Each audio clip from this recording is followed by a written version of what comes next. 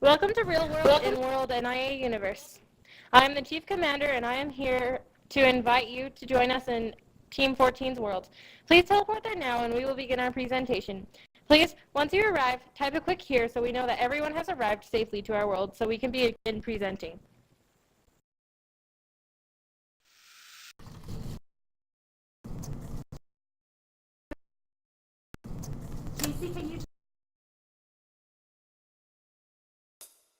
Yes, just follow up these stairs. Follow me, follow the alien.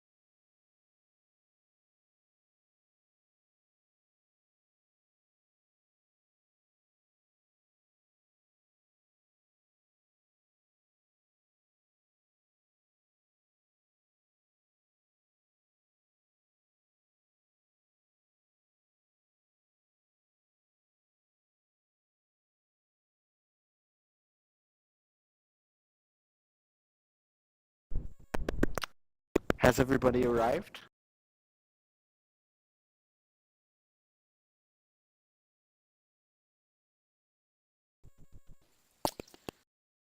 Welcome to Team 14's virtual space.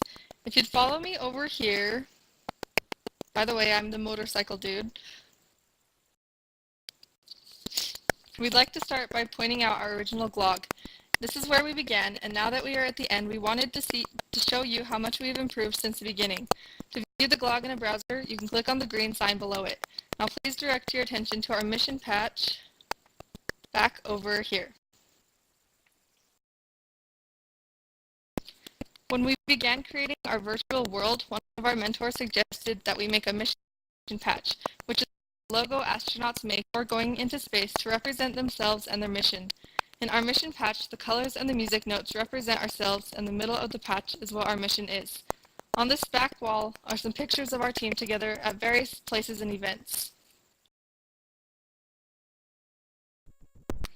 Please direct your attention to directly behind you.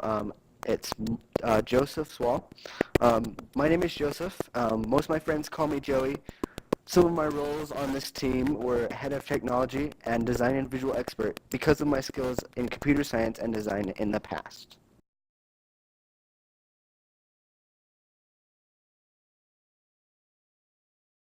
This is JC. Some of my roles on this team are Chief Commander, Researcher, and Design and Visual Consultant because of my organizational skills and my skills in book design. Hello, my name is Ashley. Some of my roles on this team. Hello, my name is Ashley, head researcher because of my writing and research skills that I gained from participating previously in another NASA competition. We also wanted to take a moment to thank our mentors, Jeff Staker, and all of their help and dedication to our team and project. Now, if you'll please follow me to Knowledge 1.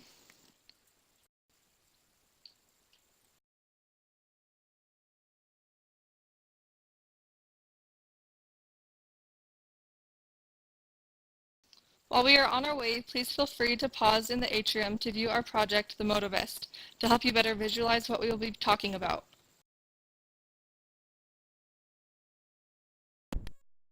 Then turn to your right and head into Knowledge Space 1.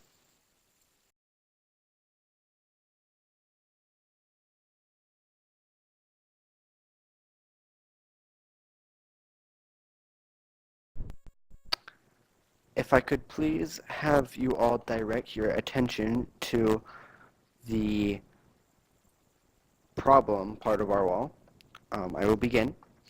Motorcycles are less stable and more exposed than regular vehicles, making them 13% more likely to get in an accident. Some of the injuries motorcycles can sustain include abrasions like road rash, torn or sprained ligaments, burns, spinal cord injuries, broken bones, and even internal bleeding. One of our main concerns were participants of motocross. Every year, nearly 14 million people participate in motocross, many of which are under the age of 17. Approximately 50,000 children between the ages of 5 to 14 are killed or injured from participating in motocross each year.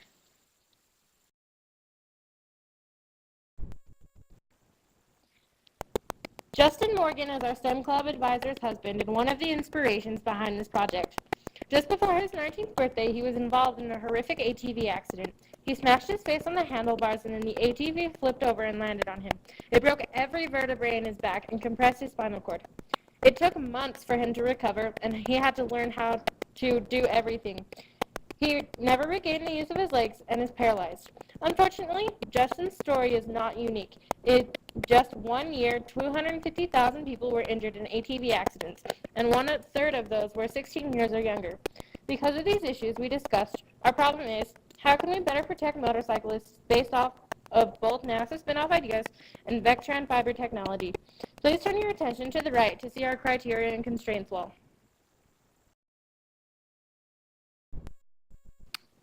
For our criteria and constraints, we identified that we needed to make sure the vest has enough airbags and that they are inflated to the right pressure to absorb the majority of the forces against the rider during impact. We would also need to incorporate sensors that would be able to detect abrupt changes in motion indicating a crash. Additionally, we want the canister that connects to the vest to be able to attach to any type of motorcycle or ATV without being in the way of the rider. The fabric used for the vest and airbags must also be durable, weatherproof, and fashionable, as well as brightly colored for safety. Go ahead and turn to the right and check out our brainstorming wall.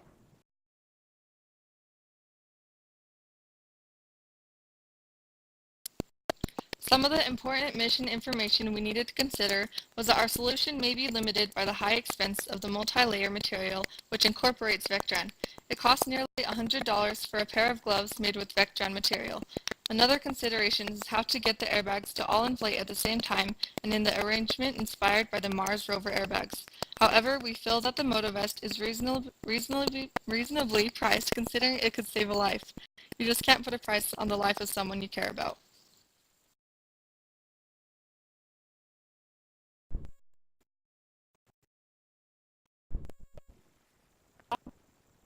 Please look under our possible solutions section of the brainstorming wall. When we first started this competition, we wanted to put airbags on small airplanes, but after doing further research, we discovered that they were already well equipped with safety features. So we moved on to motorcycles. Once we discovered that the only safety features motorcyclists had are leather and helmet, we decided to design a vest that protects the rest of the riders. If I can please direct your attention to the design selection of our room. It's on your right. What you see on the left is our brainstorming sketches of the initial design. On the right is our strengths and weaknesses of our design as well. One strength of the design is the incorporation of the Vectran's material strength into NASA's multi-layer soft goods approach. This makes the layers of material extremely durable. It is also lightweight, yet is still capable to protect the rider because of its bulletproof characteristics. Also, incorporating Vectran into our layered approach also helps with fabric's thermal resistance. Therefore, the rider would also be better protected from burns. As with any first design, we do have some weaknesses. First, the rider's legs and lower body are vulnerable and unprotected, leaving them susceptible to injury on the lower half of their body. Second, further testing needs to be conducted to determine the best size and weight for the airbags. Third, there are also a few more concerns about the airbags and their deployment rate, since they are so close to the body and they're going away from the body instead of towards it. If you wish to see our work cited, click on the red sign to your right. Are there any questions concerning Knowledge Space 1?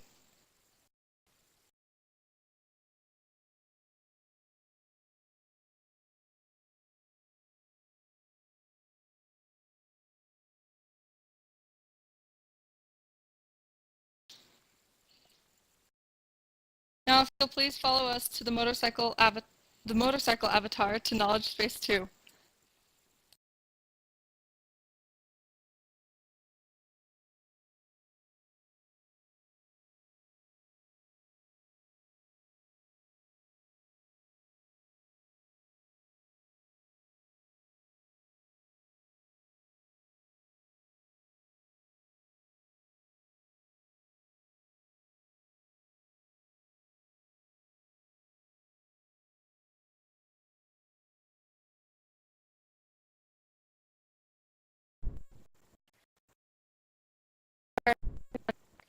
Please direct your attention to our... As we began searching for more statistics on airbags, we couldn't find a lot of hard data, so we decided to reach out to physicists and mechanical aerospace engineers at local universities. We reached out to them because of our different approach in airbags, exploring outward instead of toward the rider. One of the engineers told us that the only way we could collect this data would be with an expensive and sophisticated program beyond most trained engineers. We've since had responses from several other physicists and engineers giving us a little more feedback, but requiring follow-up conversation with them that we weren't able to do before this presentation. Now on to humans and G-forces. To make a softer and safer crash landing, airbags in newer models have been made to include sensors that detect your speed and size so they can deploy at the right time. With this technology, we could have the airbags deploy at just the right time to make it safer for when the rider hits the ground. The human body can withstand unimaginable forces, albeit for only short amounts of time, milliseconds. Time is key to withstanding force. The highest amount of G-forces anyone has ever withstood was 46 Gs. The man who tested his resistance to G-force was named John Stapp. He used his own body on a test track that he built to test the amount of G-forces a human body could withstand. At one point, he went so fast that all of the capillaries in his eyes burst and he was blinded for several days. Please direct your attention to the deceleration and deployment part of our wall. The two graphs under the sign illustrate the forces involved in a collision. The two graphs on the left show the difference between normal braking and abrupt braking. The steep peak in the bottom left graph is what tells the sensors in an airbag to deploy. The set of graphs at the right show the amount of G-forces that the head experiences with and without airbags. Notice the blue box. This represents the head injury criterion, or HIC, and is the average value of the acceleration over the most critical part of braking during an accident. Our application with the MotoVest will be a little different because the airbags deploy outward, but the G-forces that the rider experiences upon impact will be similar. Last but not least is materials testing. We decided to put the Vectran to the test ourselves. To begin, we gathered several different blends of string like cotton and polyester and tested them against the Vectran. The Vectran obviously outperformed them all by exceeding our scale, which was 50 newtons. Even just 1/4 of a string of Vectran outperformed the other textiles. We used science, math, and engineering skills throughout the whole process, and we would continue to use these STEM-related skills in future development. We wanted to thank Dr. Sloan and the company Carrera for donating a spool of Vectran for testing purposes.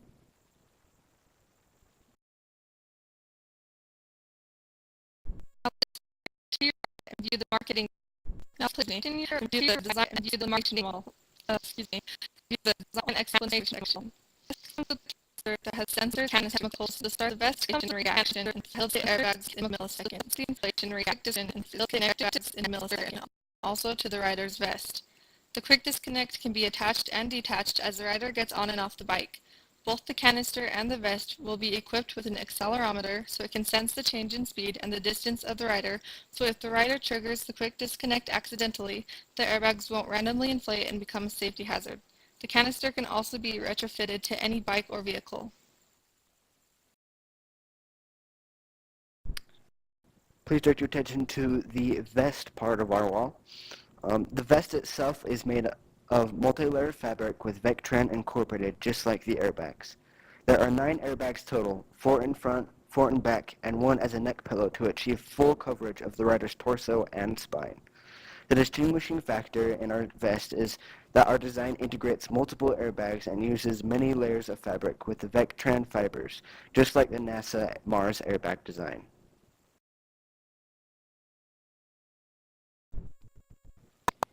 How it works. As the rider falls off the bike, the quick disconnect detaches and the accelerometers detect the abrupt stop and deploys the airbags. The rider's body turns into a giant bulletproof ball and flies through the air. As the airbags deflate, the rider emerges from the motovest unscathed. Our multi-airbag design protects the rider's body just like the multi-airbags protected the Mars rover's intricate technology. Now please turn right and direct your attention to our marketing plan wall. Since the average age group of motorcyclists is 40 to 50 years old, we decided to advertise on cable television because this age group is less likely to be on social media platforms. It costs around $340,000 for a 30-second time slot on cable TV. We believe this would be good for further down the road in selling our product. Please direct your attention to the right where there's a lovely sign where you can read. Since the average age of motocross participants is also 4 to 34 and of the younger generation, another way we chose to advertise is on YouTube. It is 30 cents for one pop-up that shows before the video to watch of your choice. We would start with 10,000 views coming in a total of $3,000. This is a cost-effective way to present our product and would be good in the beginning of our marketing plan. We may also try to advertise on social media for this generation, which is usually free of charge.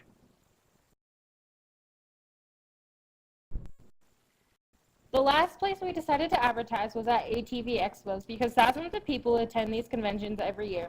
Some conventions include the International Off-Road and ATV Expo, Rocky Mountain ATV Jamboree, and SEMA Show. According to Home and Business Expo booklet, to advertise on business cards, it costs $35 per advertisement. A half a page in a booklet costs $50 per ad, and a full page costs $100 per ad. Since this is also a cost-effective way to advertise our product, we would also use this in the beginning of our marketing.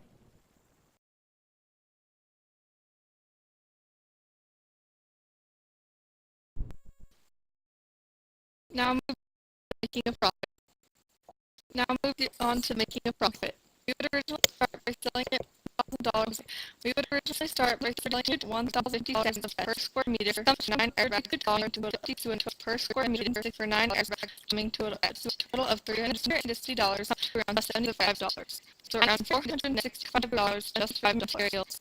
If we add labor for around $100, the total comes to $565. We would make 100 vests to begin at $1,000 per vest, making us a profit of $435 per vest. If we sell all of our original vests, we would have a profit of $43,500. As we sell more vests, economies of scale would come into play, and the vests would be more economical to produce, saving us more money and gaining us more profit. As costly as the vest may seem, our business teacher even told us that if her kid was involved in motocross, she'd definitely get one and make them wear it. Please direct your attention to how our vest makes a difference in this world. Over 8 billion motorcycles are registered each year, and over 500,000 of them are killed in an accident. We believe that having MotoVest on the market will help reduce these numbers and may even save one of your loved ones. The last thing in this room is a little side note, and it's called Fashionable Testing with Vectran. This was a side experiment we conducted on Vectran. We made bracelets out of the string and wore them every day to see what the difference would be. If you would like to know the results, feel free to read the paragraph behind me. As of this moment, do you have any questions about knowledge-based truth before we move on?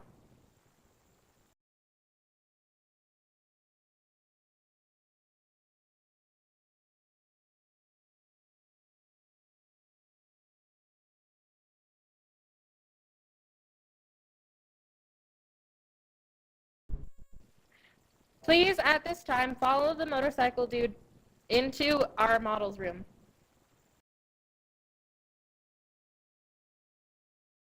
Please take a left.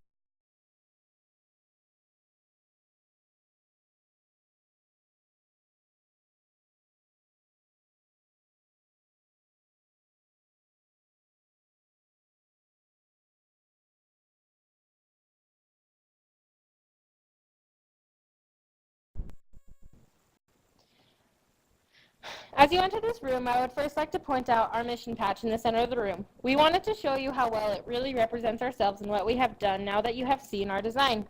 Please bring your attention to the 3D creation tool wall. In creating our models, we first used Tinkercad, an online CAD program, and downloaded the model to preserve the colors of the vest. We then used Accutrans to convert the file to renderware, to upload it to the NIA server, and then put it into this world.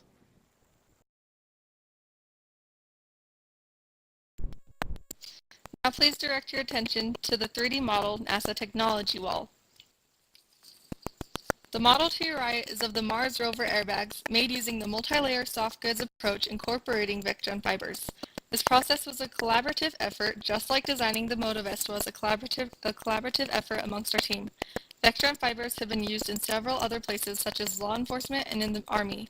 You can manipulate the models by clicking on them and moving around. Feel free to do so.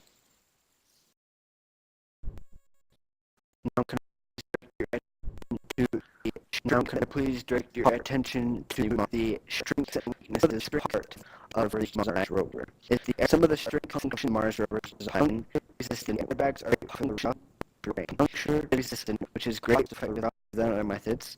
The airbags are heat resistant. The entire surface area of the equipment is protected, and the airbags are very lightweight. Some of the weaknesses of the original NASA airbags are that if the equipment is too heavy, the airbags won't be strong enough to protect it.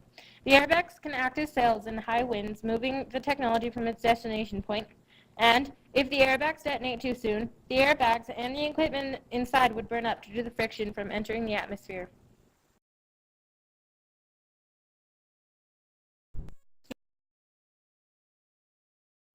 Now turn to your right and view our complicated spin. Is Vectran a NASA spin-off technology? No, Vectran was originally developed by the Celanese Corporation and not by NASA. Carrare acquired the license for Vectran from Celanese. It was in collaboration with Warwick Mills, ILC Dover, a manufacturing and engineering company, and NASA's Jet Propulsion Laboratory that the multi-layer soft good approach incorporating Vectran was used to create the Mars landing airbags. Please direct your attention to where's the NASA spinoff? We originally thought that Vectran was indeed a spin-off technology because it is used in so many different NASA applications. However, the true NASA spin-offs we've incorporated are the Mars landing airbag arrangement and the multi-layered fabric that integrates Vectran fibers. These NASA spin-offs were designed by JPL Laboratory and have been used in our MotoVest design. Just like any successful endeavor, collaboration with many agencies was key to making the development and use of Mars airbags successful, as is true with our design and collaboration it has taken to develop this project. Now, you may be wondering, where does James Webb come into this? This has nothing to do with the James Webb Space Telescope. Well, that is where you would be wrong. The James Webb Telescope was originally called the NGST, or the Next Generation Space Telescope. When the initial plans were being made for the NGST, Vectran cords were put into the sunshield plans of the boom-tip spreaders. They chose Vectran for the same reason we selected the incorporation of Vectran in our project. It is so strong and durable. It may have even been considered for the James Webb Space Telescope sunshield. However, in 2008, more tests were conducted on a sunshield for the Atlas Centaur. The thought of using Vectran for the sunshield plans was abandoned because of the reduced ductile strength at extremely cold temperatures.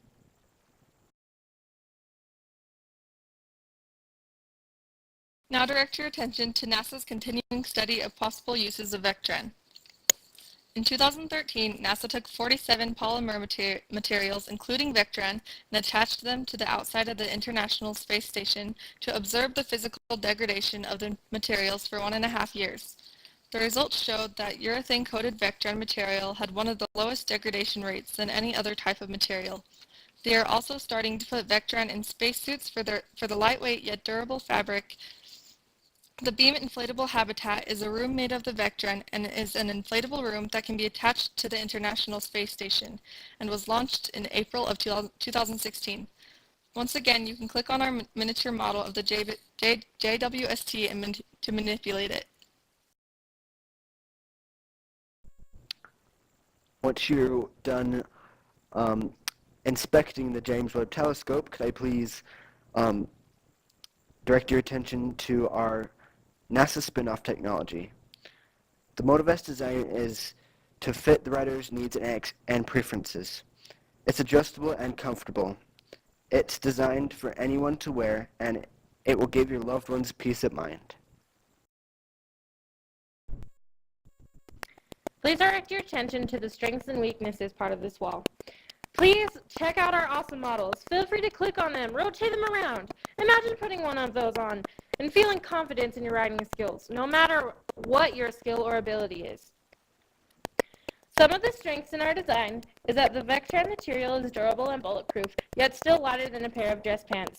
The Motovest is comfortable and adjustable to anyone's size, and if the rider is exposed to fire, they would still be protected due to the Vectran's thermal resistance.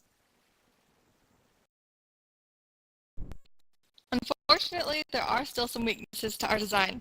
The motorcyclist's legs are still unexposed, and simulations need to be conducted to be sure that the vest is safe. At this time, we have concluded our presentation. Are there any questions we could answer for you before we answer the two main questions you've asked us to respond to?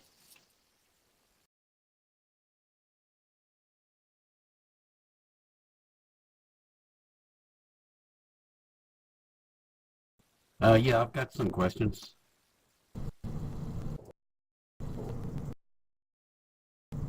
Go ahead, Forrest.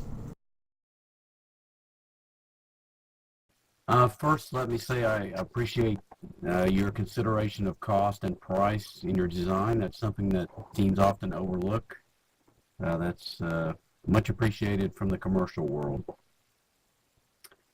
Have you considered the optimum inflation pressure that you would need to prevent excessive bouncing of the rider once they hit the ground?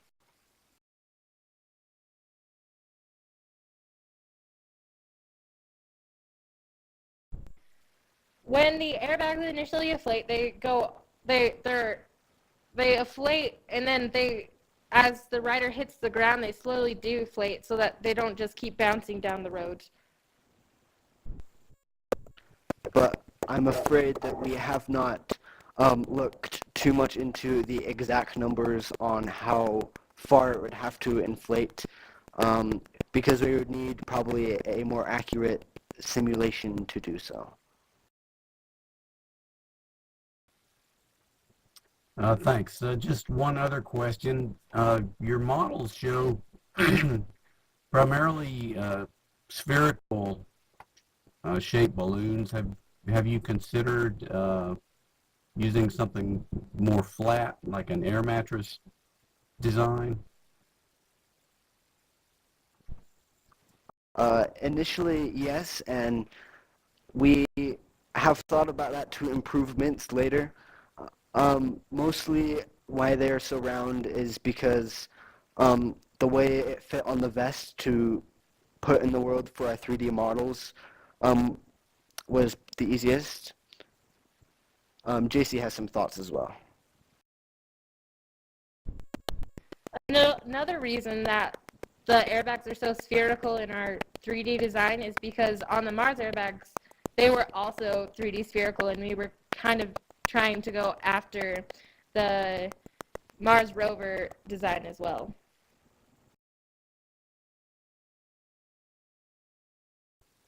Okay, thank you.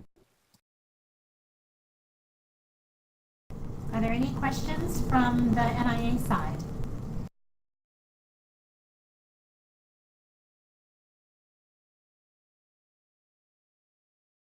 Hi, one of the questions from the NIA team is, do your labor costs include research and development?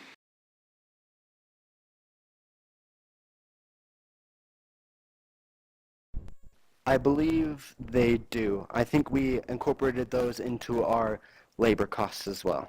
So, did you guys consider legal fees, insurance, or rent on any facilities where you would build the vest?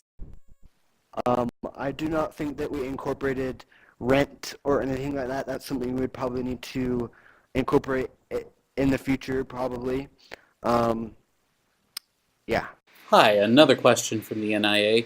How would you go about sort of doing the prototyping and testing of this concept to get it into the final form that you'd try and market it in? Well, we would probably do some like real life tests on test dummies like they do when they test airbags on cars. We would probably need to do some of that, and we would also want to probably invest some money into these programs that the professors suggested that were expensive, but we would figure out how to use them and also test them in there. Okay, thank you. I don't think we have any more questions at the We have NIA. one question. I don't think we have any more questions at the Thank you, Chris. We have one question from NASA Goddard. Hi, this is Maggie Nassetti. I was just curious where the air canister connected to whatever motor vehicle the rider is on, like where it sits or how it connects, and does it stay on the motor vehicle or does it detach with the vest, or does the rider just detach from it? I do believe that it blows up the balloons and then it disconnects from the motorcycle and comes along with the rider. We could also incorporate, that's one of the things we would need to also test, is whether it should come off or not, because we can also maybe have it so it will blow up the airbags beforehand and then disconnect while they're being blown up, or like I said, we'd have to test it a little bit more. When they just originally, like the canister attaches to the bike with a little harness, but you can disconnect the canister from the vest if you're just like getting on and off your bike. But if it blows up, the canister would probably go with it because that's what blows up the airbags. Thank you, Team 14, for an exceptional presentation and for all of your hard work. I think there are no more questions from the NASA Goddard Space Flight Center, no more from NIA. I also would like to thank Forrest Sloan for joining us. Dr. Sloan is from the Vectran Fiber Group, so we appreciate your being here, Forrest, so that we actually do have representation from the original technology that was represented here. So thank you for joining us today. With that note, go ahead, Forrest, I'm sorry. Just said I enjoyed it immensely. My first time seeing this kind of presentation. And we are videotaping this or filming this so we can give you access to this if you would like to be able to share it in other ways too. So Team 14, both mentors and the team, we just want to thank you for all of your hard work, for your obvious dedication, for your creative thought, and for an exceptional presentation. And thank you to the evaluators at NIA. We have 2 more presentations tomorrow. There is no presentation in the first time slot, so we really begin at 4:15. So if you'll join us a little bit about around 4 o'clock, that would be great for tomorrow's presentations. Thank you all very much. Bravo and great job, and we will continue with our presentations tomorrow. Okay, so the first question, describe the skills your team has developed throughout this challenge that will be helpful for your future regardless of your career. Some of the things that I have learned is that I learned how to assign the work equally so we could divide and conquer and get this project done, because it can't be one-sided. It has to be equally distributed among us. And we also learned how important it is to collaborate efficiently.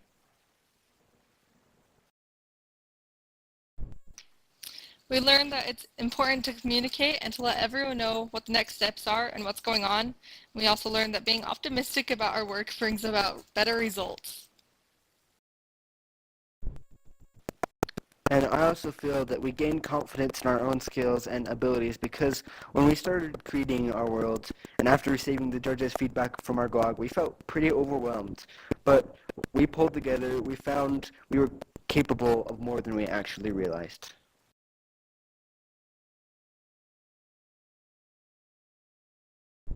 The next question, what advice would you give your future to future and world OPSPARC teams? Some advice that I would give future and world OPSPARC teams is don't procrastinate work until you have to stay at school until 10 o'clock at night to get it finished. some other advice that I would give them was believe in yourself. No matter what happens in the end, have fun with your project and believe that it will go somewhere. And also be as thorough as you possibly can in your research and in your design. You'll definitely want to make sure your design or project meets the criteria before you dive in. And do not delay your work and research, and most importantly, have fun.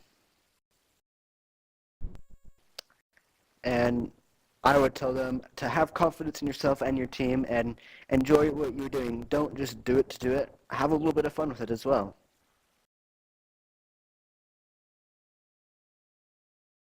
All right, thank you for your time.